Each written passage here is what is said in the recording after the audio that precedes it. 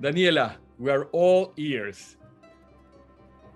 Thank you so much. Muchísimas gracias, profesor Juárez. Muchísimas gracias a Héctor también y a Larry. Bueno, para mí es un placer y me contenta mucho estar aquí. Como decía el profesor Benjamín, ya yo me siento como en mi casa con UNAM Boston.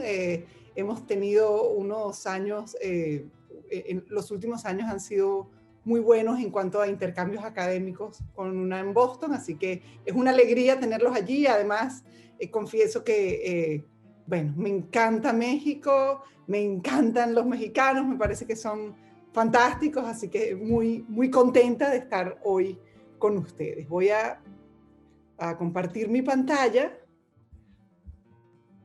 Ok, y de esa manera comenzar nuestra presentación.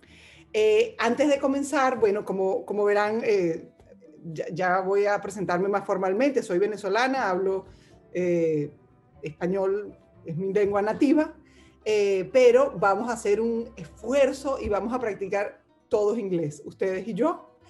Vamos a intentarlo, ¿ok? Traje la presentación en inglés de manera que podamos practicar un poco inglés. Sin embargo, si ustedes ven que prefieren hablar en español o no se entiende bien, con toda la libertad pueden levantar la mano, hacer preguntas, pedirme que repita o pasarnos al español en cualquier momento. Así que no hay problema. Intentamos el inglés, pero vamos a tener allí de backup el español en cualquier momento sin problema. Okay, well, today I want to share with you a few ideas about a very important topic related with human rights, how is the challenges in the Inter-American system of human rights during the COVID pandemic. Before I start, I want to welcome you to Boston. It's not a welcome anymore because you have been here virtually during 1 week, but at the same time, it's not a goodbye because I hope you can stay here in this beautiful, fantastic city and you can stay here forever. Maybe virtually, maybe you can come back, maybe you can go to Mexico and at some point come to Boston. So welcome from Boston. We hope to have you here, not only virtually, but also in person so many times. Well, before starting with our presentation, I want to introduce myself very briefly. My background, as I said before, my name is Daniela Urosa. You can call me Daniela. I am from Venezuela, even though I born in Boston, just because my parents were studying in Boston so many years ago. So I born here, then I came back to Venezuela my whole life. I studied law there, so I am a lawyer, I am a law professor. Then I study PhD, doctorate in Spain, Madrid. Then I came back to Venezuela for so many years, working in the Catholic University, teaching there constitutional law, administrative law, human rights. And then in 2017, I came back to Boston with my family, my husband and my 3 kids.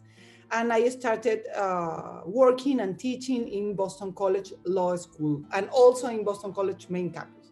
So I teach in Boston College. In the law school, I teach human rights. The course is International Human Rights Practicum. It's a practical course related with the Inter-American system of human rights. And at the same time, I teach Spanish in the Department of Roman Languages and Literature in the main campus of Boston College. So, well, this is a picture of my students and me and Professor Kanstrom, another great professor in Boston College Law School. Last year, we went to the Inter-American Court of Human Rights in Costa Rica, in San Jose. A wonderful experience. the students could see in a first hand how the Inter-American courts work, and it was great. No? So this is more or less what I do here in Boston, trying to teach the Inter-American system of human rights, especially for American students who doesn't know very well the Inter-American system, and at the same time we practice and submit amicus and cases in the Inter-American Court of Human Rights. So let's start with the presentation. As I said before, feel free to interrupt me anytime. This is not a formal presentation, just a few ideas, and what I like the most is to know your impressions and to know your questions, your comments, so we can have interaction anytime you want, or at the end of the presentation also too. So feel free to interrupt me. If I am speaking very fast or not very clear, also interrupt me anytime. Okay, so the idea today is to talk a little bit what happened with the human rights during the pandemic, the COVID-19 pandemic, and how is what is doing the Inter-American system of human rights before in order to protect and guarantee human rights during these uncertain times. So, of course, I think we already agree the COVID-19 pandemic has been an unprecedented and sudden situation which increased the vulnerability of human rights. Has been an unprecedented global situation that has affected almost all the fields in our life. The public health has been affected, the economy has been affected, politics, elections, education, employment, technology, telecommunications, almost all the fields in our life has been affected because of the pandemic. And it has direct consequences in the human rights protection. First of all, of course, the right to life. Millions of people has died every day because of the pandemic, but also the right to health. And there is not all the time and not all the countries have a good public health system in order to approach the pandemic. So the right to life is in threatened, but also the personal integrity is in threatened. No? Maybe the most important affection in the human rights field has been the health and the life, but the pandemic is also affecting other human rights. In one hand, we have an increasing limitation of freedom and civil rights, especially at the beginning of the pandemic. Probably you can remember how almost all the governments in the world declared states of emergency, states of alarm, a state of catastrophe. And because of that, the freedom of transit was limited, the freedom of protest, the freedom of assembly. So the people need to be at home for so many days, weeks, or maybe months in different parts of the world, which is a limitation of our civil rights and our freedoms. No? And with a special concern in countries that are under authoritarian rulers and countries that has a special authoritarian vocation, okay? Because authoritarian governments use to take advantage of the pandemic to limit even more the personal liberty, the freedom of expression, the transparency, go against journalists, go against the people who want to protest. Of course, we have also during this pandemic year weaker social and economic rights. Not only the right to health that is obviously affected, but also the right to access to a quality public health system, also the right to education. So many, you perfectly know, for so many weeks, we didn't have the same education that we used to have in schools, in university, in general. Think about the poorest countries in the world, so many, even in Latin America, not only in the rest of the world, where the public education system that is poor in some places has been canceled or interrupted during a whole year. My country, Venezuela, for example, all the public universities and all the public schools has been closed during one whole year. So they don't have classes online, nothing.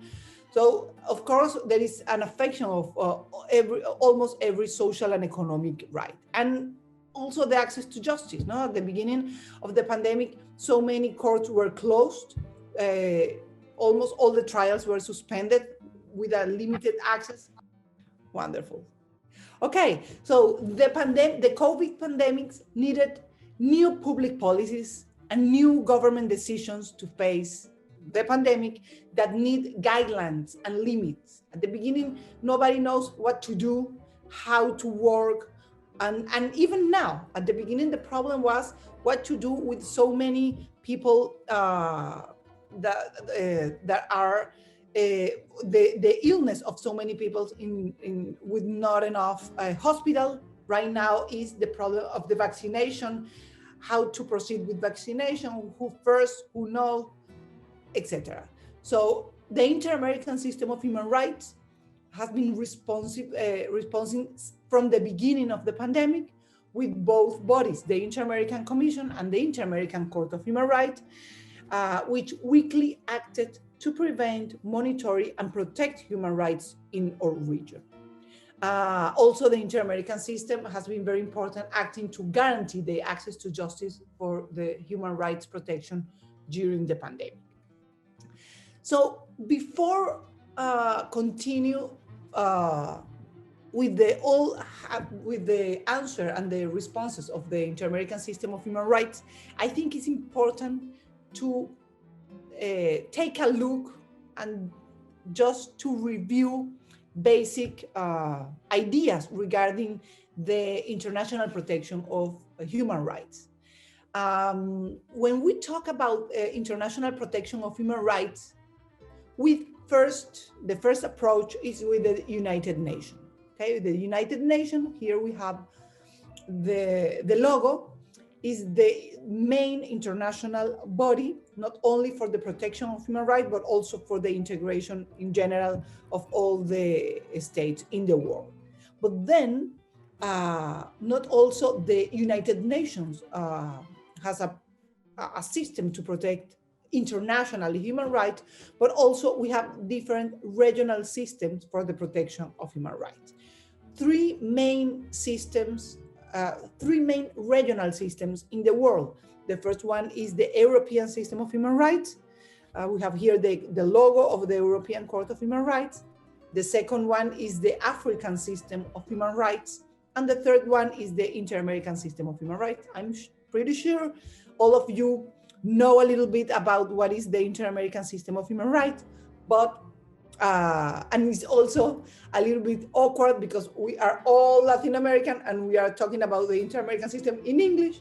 So it's a little bit awkward, but the idea is just to have a basic approach today especially for those who are not lawyers or are not studying law and maybe doesn't know it very well. So three main regional systems. One of them is ours, is the Inter-American System of Human Rights. And I have to say it's a very progressive system for the protection of human rights in the world. We have to be very proud of our system. It's very progressive, it's a leader in so many matters on human rights protection. Even the European system and the African system sometimes take a look in the jurisprudence of the Inter-American system and advance very well using our case law. So the Inter-American System of Human Rights is the system for the protection of human rights in the American region especially for all the states that are members of the Organization of American States, the OAS, the OEA. All the independent states in the Americas are members of the OAS and in consequence are members of the Inter-American System of Human Rights. Even the United States, even Canada, are members of the Inter-American System of Human Rights. We can see here the only one that is out of the OAS, I think, is Guyana. One of the Guyanas that is not independent, is part of French or the English Guyana. Okay, this international or regional system for the protection of human rights, the Inter-American System, has two main institutions. Probably you know a little bit more about that. One is the Inter-American Commission of Human Rights. The other one is the Inter-American Court of Human Rights. The Inter-American Commission has its headquarters in Washington, D.C. And the mission of the Commission is to promote and protect human rights in the American hemisphere.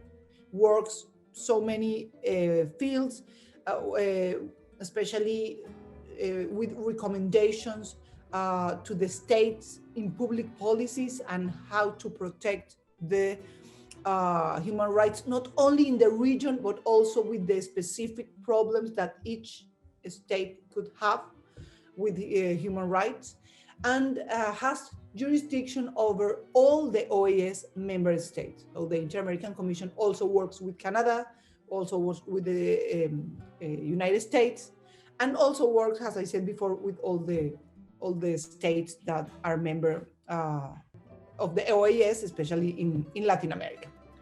The second institution is the Inter-American Court of Human Rights.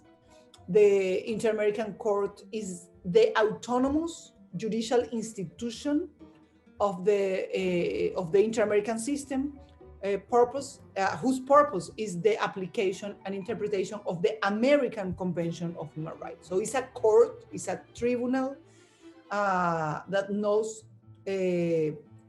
cases, individual cases, and protect all the individuals of the region because of the violations of their human rights against the states. Okay, the headquarters is in Costa Rica. It's a little court, but at the same time, it's a big court. It's little because of the size of the court and little because of the budget of the court. But in the practice, is, as I said before, very progressive and has a great impact in the region in terms of human rights and also in terms of rule of law and democracy. So we have to be, as I said before, very, very proud with our system of human rights protection.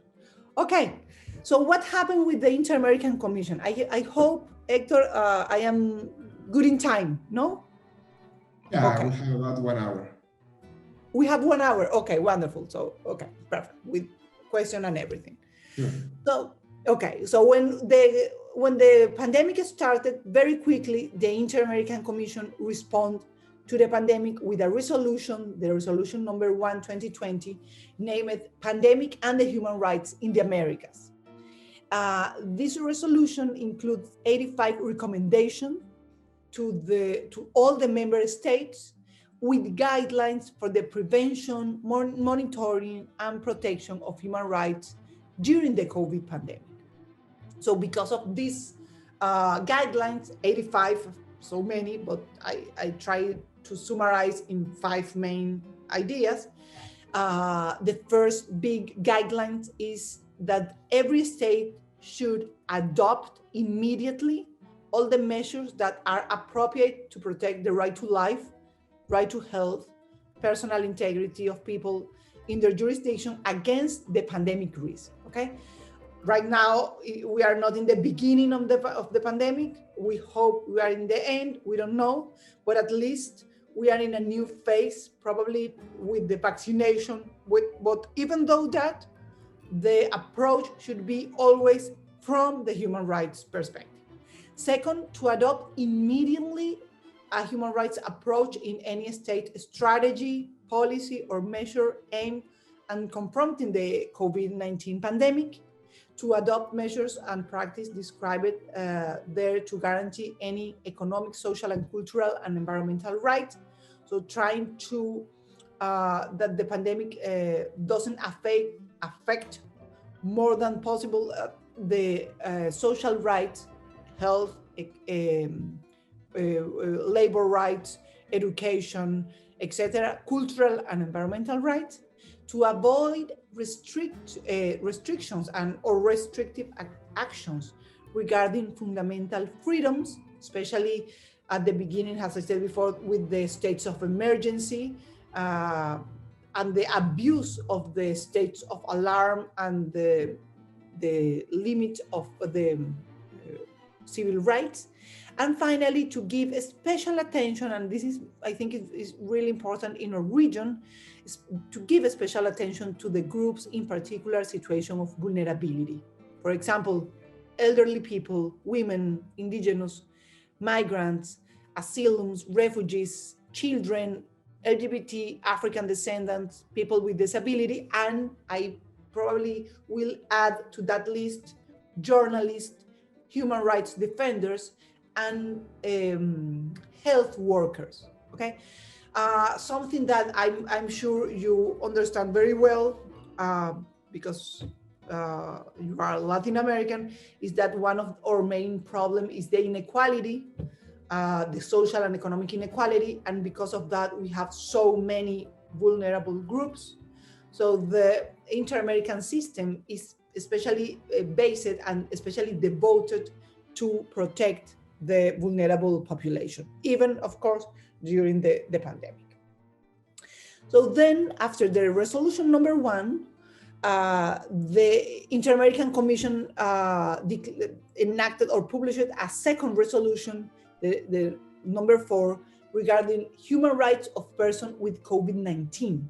So the problem at the beginning was how to approach the pandemic from a human rights perspective, but then the problem was how to guarantee the human rights of the people that are already with COVID.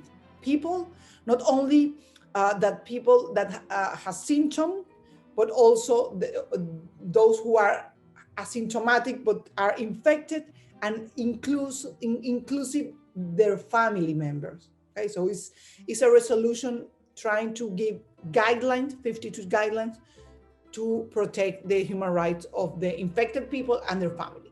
So the first one is protecting the right to health of persons with COVID-19, with adequate and timely access to healthcare, trying to provide with high quality prevention healthcare, if possible, emergency hospitalization service for everybody, clearly defined treatment protocols, what to do with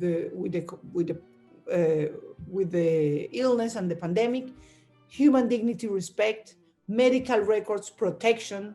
Maybe you can remember in different countries at some point when the pandemic started, they even published not only the number of people infected, but also the names. It happened at least in Venezuela at the beginning. And then the commission said, no, you have to protect you have to respect the human dignity, and you have to protect the information and the medical records of the people that are infected. Second, protecting the right to the prior, free, and informed consent of the person with COVID. What is the treatment, the medical treatment? What are you going to do if I am infected or not? Of course, as I said before, protecting the right to confidentiality, privacy, and the use of personal data, and protecting the right to access to information of persons with COVID-19. One of the main problems was the lack of information, especially for vulnerable groups. What can I do if I infected? What can I do if one of my children has the illness? No? Then protecting the rights of healthcare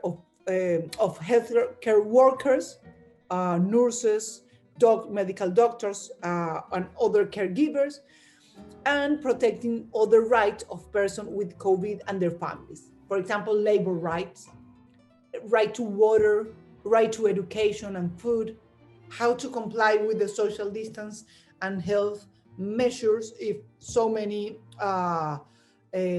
populations doesn't have right to water in a region, no? And they don't have a proper public service, not only water, but also electricity and even medical supplies.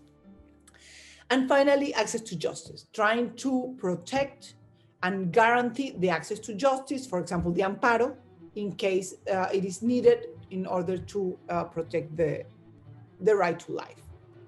So this is the Commission. The Commission, all the recommendations of the Commission are recommendations, so they cannot order to the states, but they suggest them to comply with those recommendations. And also, in the other hand, the Inter-American Court also responded to the pandemic with the Declaration Number 1, 2020. The Inter-American Court said, we are talking about the Declaration Number 1 was April or May 2020, more or less.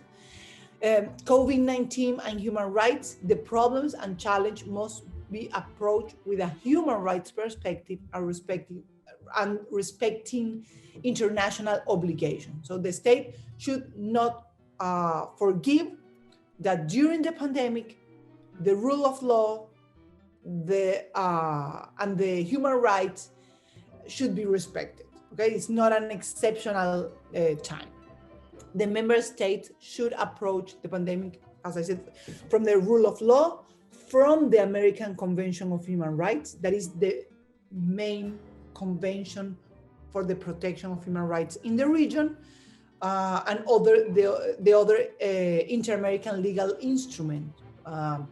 For example, the Belém do Pará Convention for the Protection of Women's Rights, the Convention to Protect Social and Economic Rights, the Convention to Protect Indigenous Rights, etc. So first, very important, freedom and human rights restrictions are exceptional and only possible under the rule of law and the separation of power.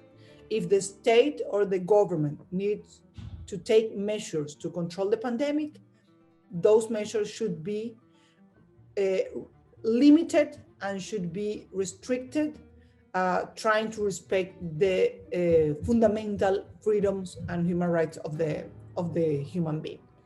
Second, the police force and punishment should be reasonable and proportional, respecting the right to life, personal liberty, freedom of speech.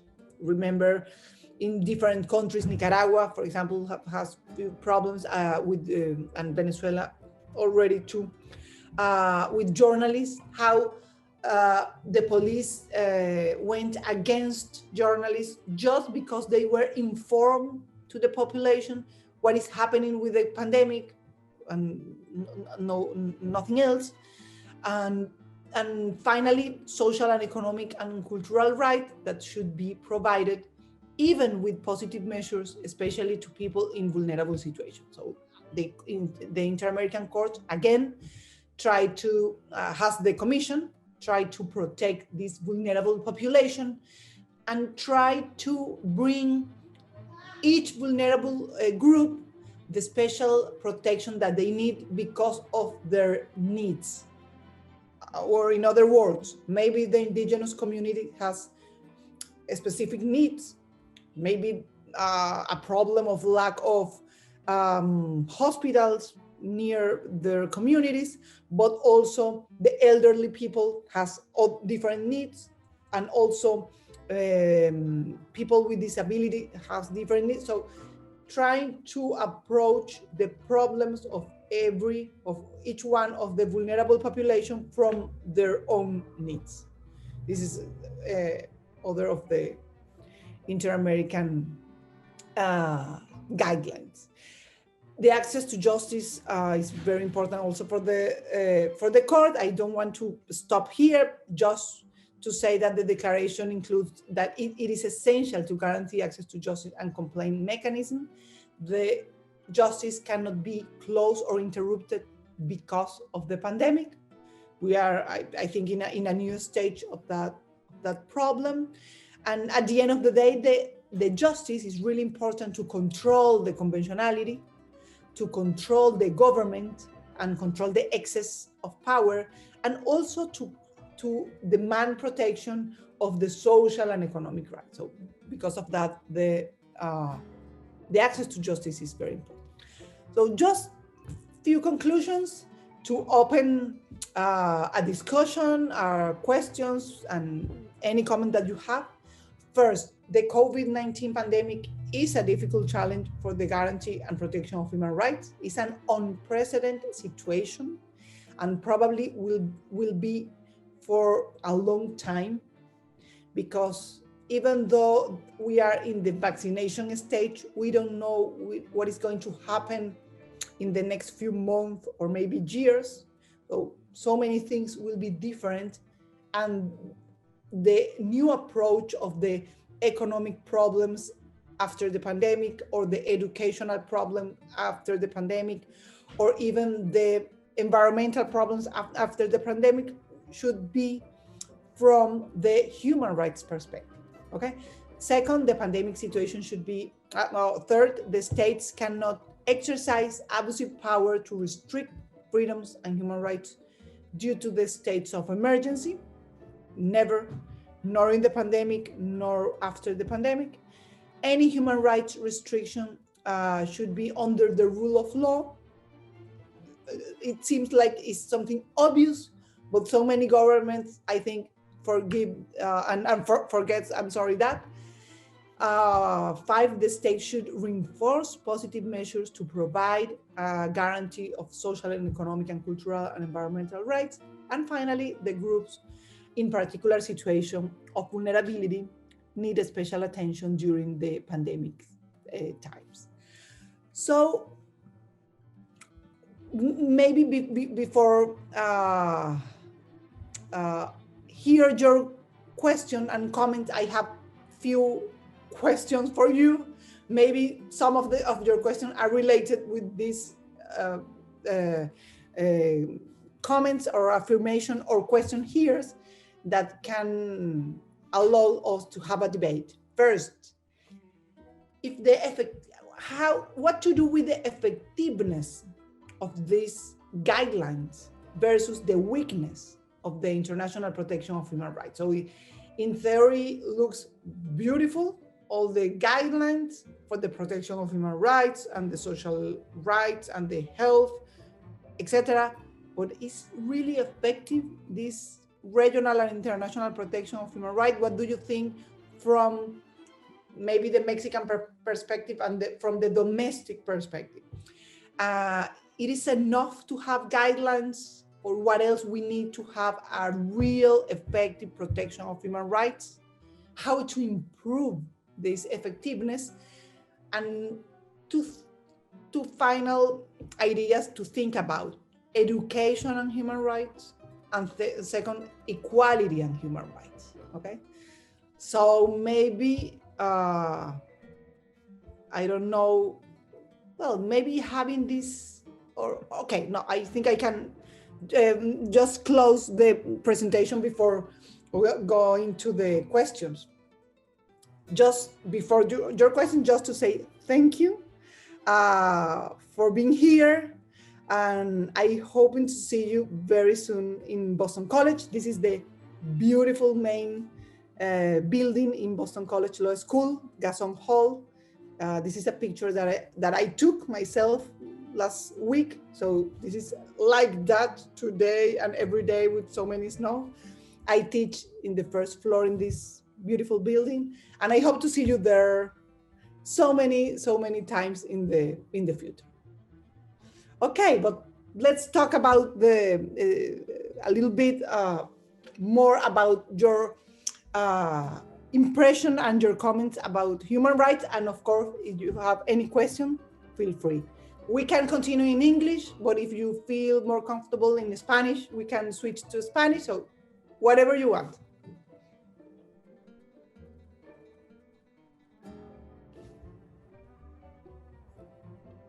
Ok, bueno, tal vez en español seguramente les va a parecer más fácil, así que podemos pasarnos al español. No sé si alguno tenga alguna pregunta y si no, me encantaría oír sus comentarios a esa última lámina que les presentaba sobre qué consideran ustedes. No hace falta ni ser abogados, ni siquiera estudiantes de derecho, para tener una idea de hasta qué punto es efectivo que tengamos pues un sistema de protección regional, el sistema interamericano, que nos da unas líneas fantásticas para proteger nuestros derechos humanos, pero en la práctica no tenemos ni ese hospital con esas facilidades de las cuales nos habla la comisión, ni tenemos tampoco unas escuelas públicas con una red de internet magnífica donde podamos tener clases online. ¿Qué hacer con ello? Hola, ¿puedo hablar? Sí, Sí, adelante, Tipsy.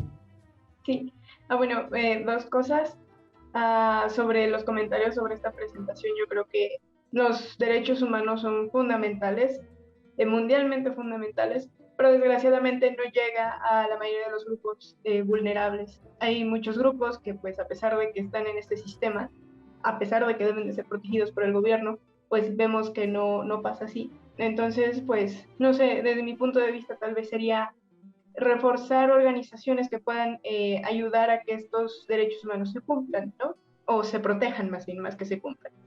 Esa es como mi primer comentario u opinión. Y la segunda sería una pregunta, si quisiéramos cooperar un poco con, o aprender un poco sobre derechos humanos, y así, si hay alguna oportunidad de alguna clínica, algún voluntariado o algún internado al que podamos acudir, ya sea en línea o presencial. Excelente, excelentes tus dos comentarios.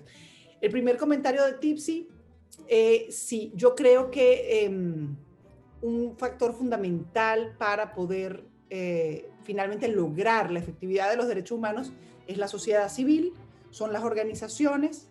Si los estados, por más que quieran, muchas veces no pueden solos.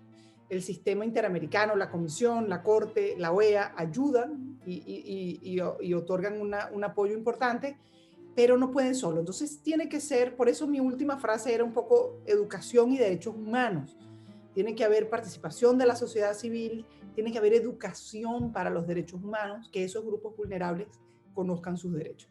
En cuanto a las clínicas, pues sí, fíjate, en prácticamente todas las universidades, tanto latinoamericanas como en los Estados Unidos, al menos en Boston College lo tenemos, tienen clínicas jurídicas que ayudan a la protección de derechos humanos. En muchos casos, las clínicas son las que presentan casos en la comisión, llevan víctimas y defienden a las víctimas.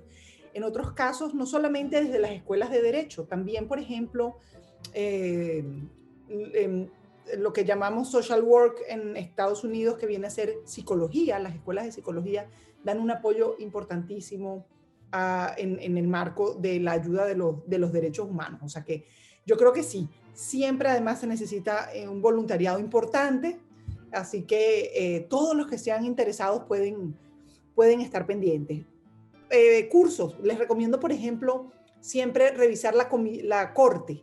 La página, tanto la Corte Interamericana como la Comisión suelen organizar, sobre todo en este tiempo de pandemia, de manera online y gratuito, cursos sobre derechos humanos para abogados y para no abogados. En este momento, por ejemplo, están iniciando uno muy bueno para periodistas no abogados. Entonces, es una manera de llegar y de explicar todo el ámbito de los derechos humanos para distintas profesiones e incluso estudiantes. Hay pasantías, hay competencias y es muy bonito. Ok, veo varias manos levantadas, una de Lower, una de Brenda y en tercer lugar Nubia. ¿Podemos hablar en ese orden? Adelante. Bueno, yo quería preguntar qué tan importante considera que es incluir temas de derechos humanos en las escuelas a todos los niveles. Porque el día de ayer estaba comentando con el profesor Evan una situación que se dio en mi salón de clases con una nueva profesora, donde hizo un comentario pues racista y discriminatorio hacia las personas indígenas de México. Y pues creo que incluso con los profesores sucede esto. Entonces supongo que para poder evitar este tipo de cosas y para poder incrementar el conocimiento en derechos humanos, se tendría que, yo eso es lo que considero, que empezar por la educación desde muy temprana edad para poder evitar eso. Primero tengo un comentario, creo que algo que sucedió específicamente, o sea, en todo el mundo, pero creo que en cuanto al sistema interamericano es que pudieron verse como muchas desigualdades, o sea, como que todo salió a flote. Después del COVID se pudo notar cómo los sistemas educativos, los sistemas de salud y todo estaba como, o sea, se supone que en el papel o en los tratados tenemos como una equidad, pero ayer yo les preguntaba, o sea, ¿cómo verdaderamente podemos hablar de una equidad cuando las naciones son tan distintas, ¿no? Específicamente, por ejemplo, las que conforman todo el sistema interamericano. Y le quería preguntar a usted qué considera o si considera que respecto a las limitaciones de tránsito que se establecieron desde el inicio de la pandemia, o sea, el hecho de que cuando se cerraron fronteras y eso, pudo ser utilizado o podría ser utilizado como por algunas naciones como políticas como de restrictivas, o sea, en cuanto a que en algún futuro pudieran excederse y eso limitar la movilidad, la migración y ese tipo de cosas. Y ya, gracias. Muchas gracias. Daniela, por favor. Excelente. Bueno, fantásticas las dos preguntas, ¿no? La de Frank, fantástica. Estoy totalmente de acuerdo contigo, Frank. Yo creo que esa es la clave. O sea, si pudiéramos escoger una sola de todas las posibilidades o cosas que podemos hacer para mejorar los derechos humanos, yo escogería exactamente la que tú propusiste, y es educación para los derechos humanos desde los niveles más bajos. O sea, desde que enseñamos a los niños a hablar con su mismo nivel, digamos, infantil, enseñarles que tienen derechos, cuáles son sus derechos, cómo ejercerlos, etcétera.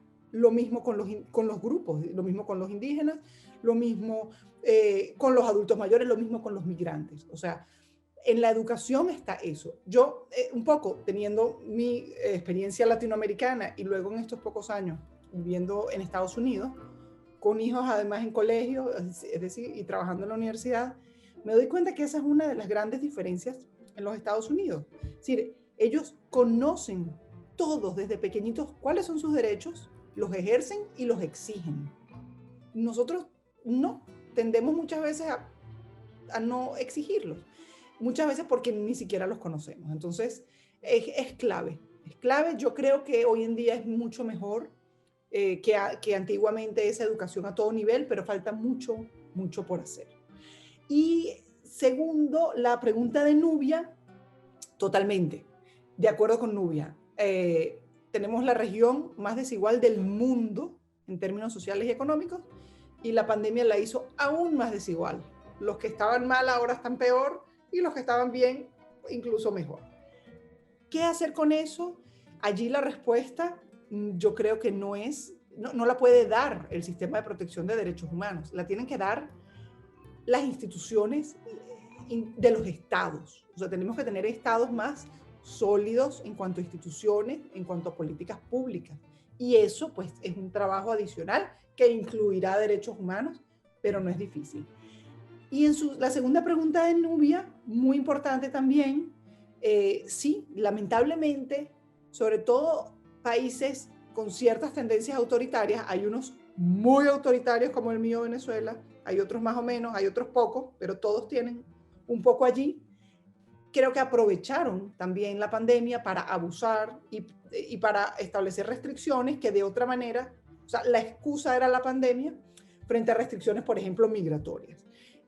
No puede ser. Allí es donde, en ese tipo de cosas, es que yo creo que son bien importantes esas líneas que les daba de la comisión, porque alguien lo dijo ya. La comisión ya se lo dijo, usted no puede estar restringiendo indiscriminadamente ni puede ser la excusa la pandemia para restringir a inmigrantes. Entonces, de nuevo, tenemos que hacer frente allí y los inmigrantes pues conocer también sus derechos y evitar que pasen ese tipo de arbitrariedades.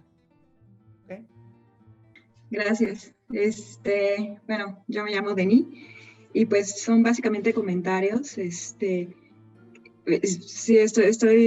es muy similar. Yo estoy muy de acuerdo en que todo el mundo debemos conocer nuestros derechos humanos, pero obviamente eso es mucho más fácil decirlo que hacerlo, ¿no?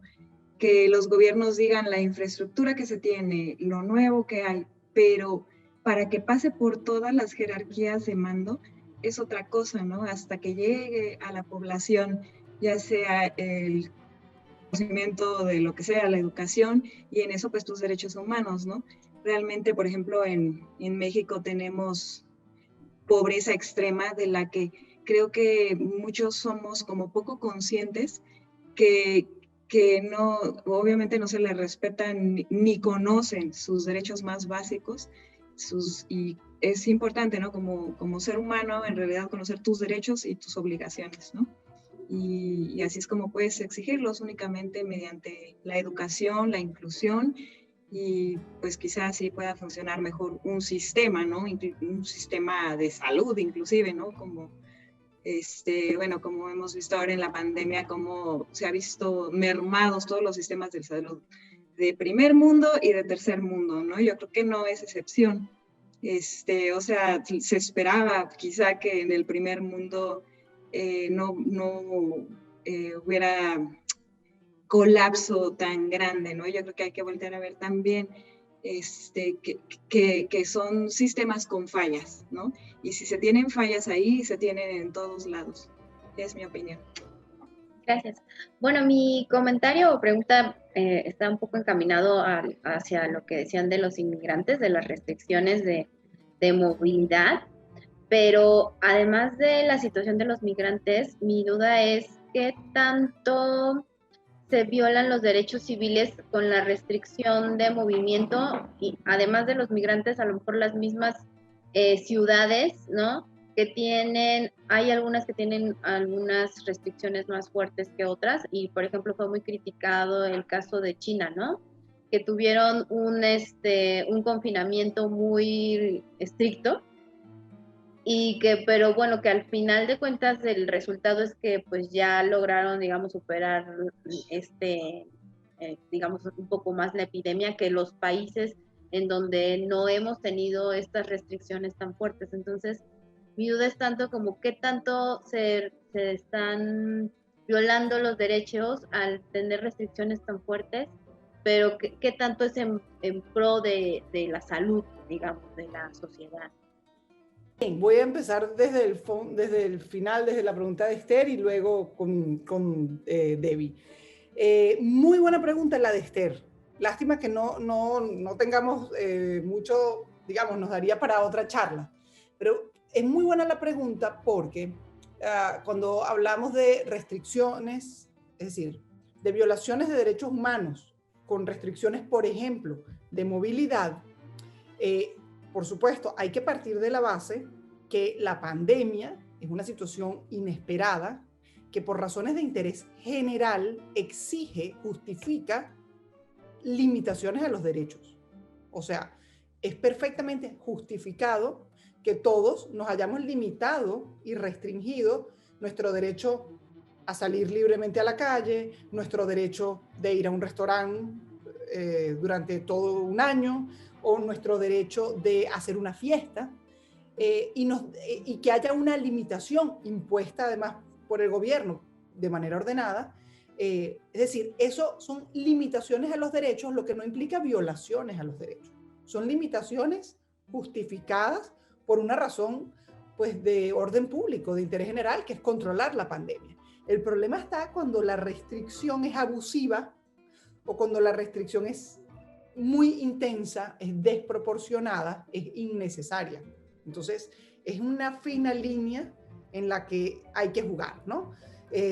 Tal vez pongamos caso Italia, a lo mejor en el momento en que Italia estuvo en su peor momento, pues se justificaba toque de queda y no puede salir nadie por 3 semanas, pero a lo mejor ya cuando la pandemia pasa, si seguimos estableciendo una limitación excesiva, pues ya pasa a ser una violación a derechos humanos. Entonces, muy buena pregunta, porque hay como un balance, tiene que haber un balance entre limitación, que no necesariamente es malo, y violación, ¿ok? Y allí es donde los gobiernos, China y otros gobiernos de tendencia autoritaria, pues entonces con esa excusa prácticamente limitan y dejan vacío el derecho. ¿Okay?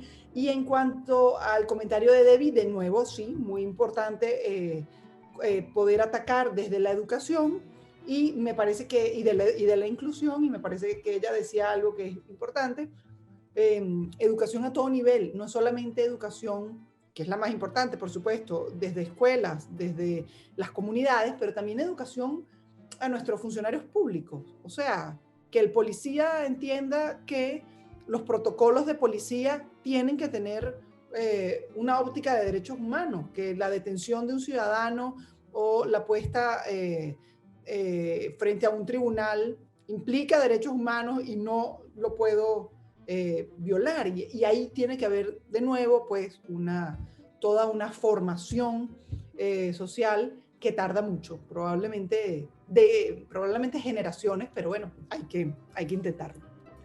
Hola, bueno, mi pregunta es con el contexto actual. Realmente yo creo que en México hubo un cambio digital muy grande y ese cambio digital pues creo que ha traído consecuencias, ¿no? Vimos lo que pasó allá en Estados Unidos con Trump, que lo banearon de sus redes sociales y todo eso. Y bueno, acá en México realmente no pasa algo tan fuerte en cuanto a las regulaciones y las leyes en las redes sociales, pero mi pregunta va conforme hasta qué punto se puede legislar o hasta qué punto puedes tú poner una regla o cómo funcionan este tipo de leyes en las cosas digitales, ¿no? Sabemos también lo de la Big Data, que pues realmente no sé si sea robar información, pero pues creo que sí. Realmente, ¿hasta qué punto se puede legislar? O sea, ¿hasta qué punto te puedes meter en esa persona? Bueno, no sé si se entienda mi pregunta, pero espero sí. Mucho gusto estar aquí. Yo he tenido preguntas. Tengo una pregunta general sobre los derechos humanos y una particular sobre el contexto de la pandemia. Yo no he entendido, no me ha quedado claro cómo conviven los derechos humanos, cómo no se reducen a algo meramente individual y cómo se puede tocar el tema de la relación entre las naciones, entre los pueblos, mediante los derechos humanos. Es decir, nadie niega que haya estados que violan internamente a sus ciudadanos en cuestión de derechos humanos. Sea estados autoritarios, hipervigilantes o hiperrestrictivos. Pero cómo esas violaciones a los derechos humanos legitiman a otra nación a imponer sanciones, a imponer bloqueos. Es decir, que tanto estos derechos humanos individuales legitiman políticas injerencistas y de una nación que se puede sentir el policía del mundo, ¿no? Entonces, ¿cómo pueden convivir estos derechos humanos, casi una nueva doctrina mundial de vigilar el mundo, con la determinación de los pueblos? Si bien no negamos los problemas internos que hay, pero ¿por qué estos derechos humanos pueden traspasar esa barrera? Y la otra, en el contexto de la pandemia, por ejemplo, y tal vez relacionado,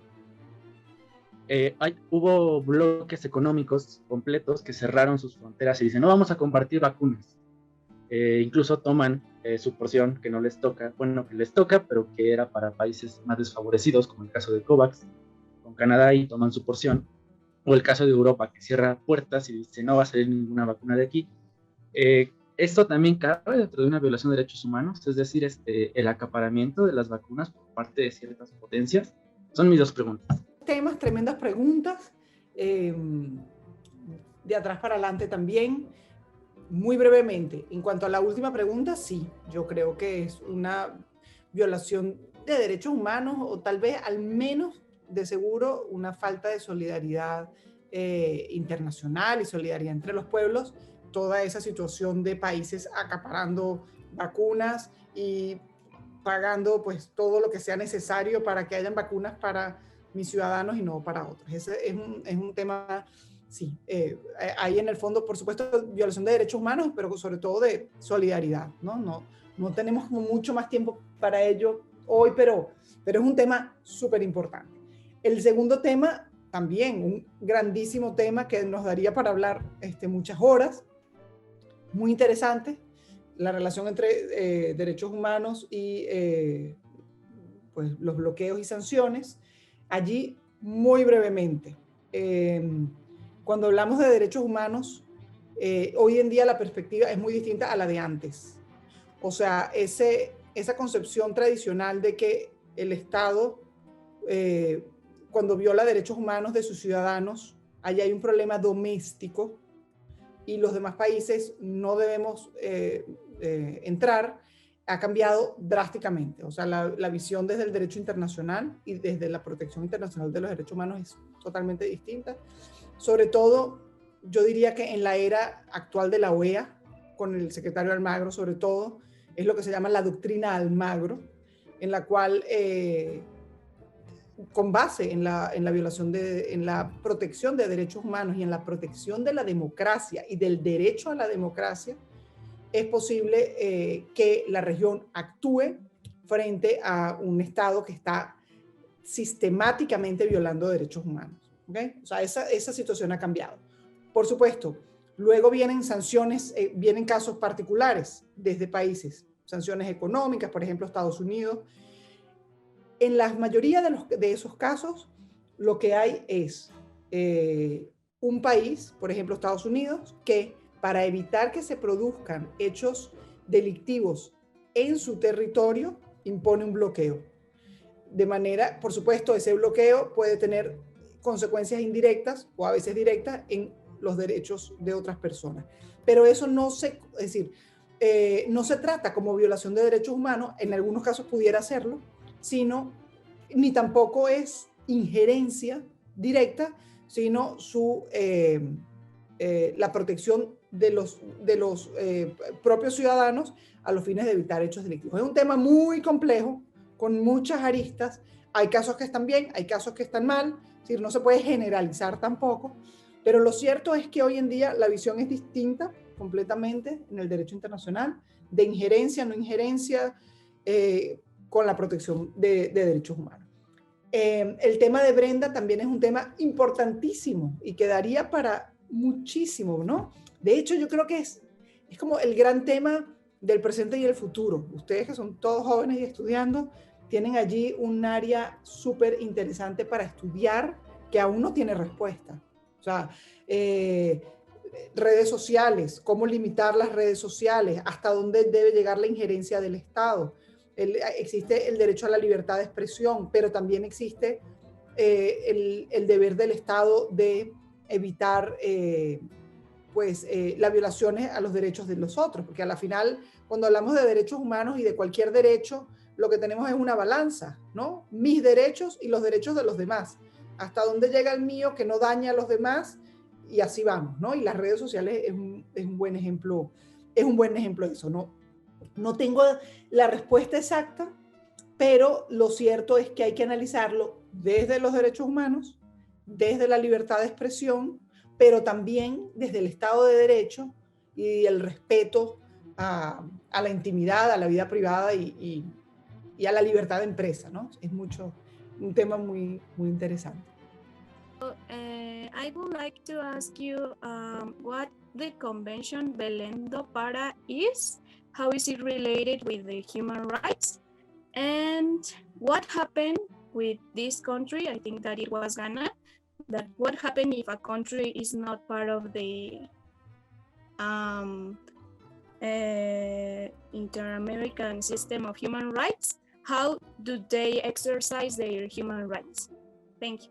Ok, mi pregunta está relacionada con lo que dijo Daniel. Me gustaría preguntar si los derechos humanos, nosotros sabemos que son muy necesarios, pero los derechos humanos están peleados con la soberanía nacional de cada país. relacionado a la respuesta que dio, porque deberían de intervenir para proteger la democracia y los derechos humanos de diferentes habitantes, me gustaría mencionar que me intentara dar una respuesta respecto a si está justificado ese fin, dado a que ya se han dado casos, digamos, la guerra de las bananas, que fue una intervención estadounidense, o la operación Cóndor, que supuestamente eran relacionadas a la protección de derechos y realmente simplemente eran por intereses privados. Muchas gracias. Muy bien. Bueno, muy brevemente, comenzando por el final con Uxmal, sí, buena acotación. O sea, no cualquier intervención, por supuesto, es válida. La guerra de las bananas, toda la intervención de Estados Unidos en Centroamérica, por ejemplo, en los años, digamos, 80, 60, del 60, 60, 70, 80, por supuesto que hay casos abusivos. Cuando me refiero hoy en día a intervención, siempre desde el rule of law, o sea, siempre desde el derecho.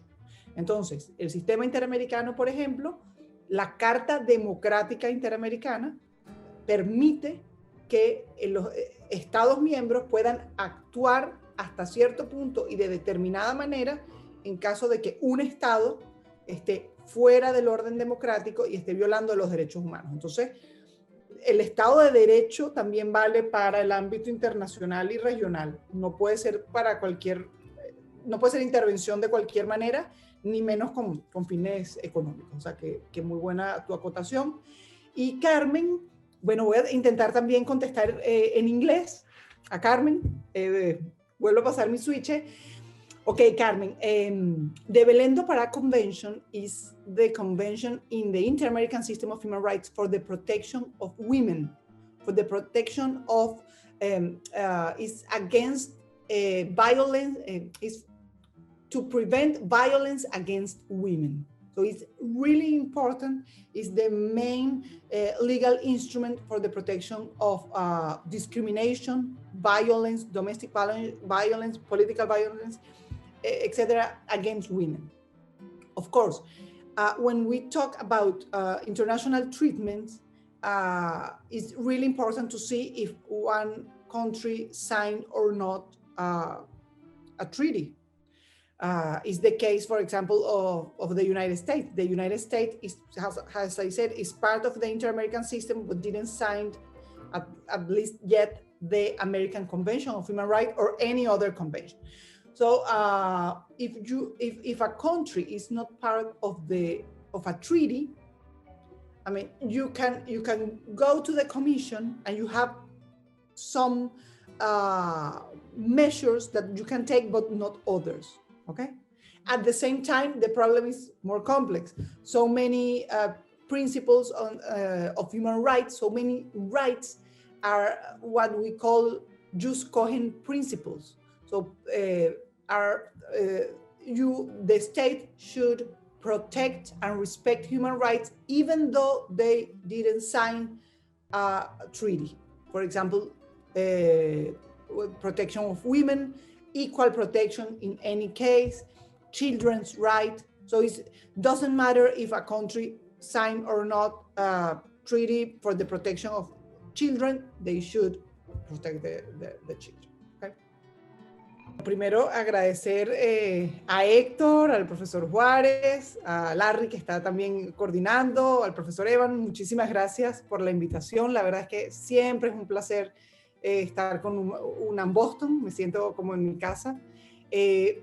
Encantada desde ya para una futura invitación, más que agradecida. Y bueno, esta es su casa, Boston. Estamos a la orden desde Boston College, en lo que necesiten, y bueno, que sea una más de muchos encuentros académicos con la UNAM.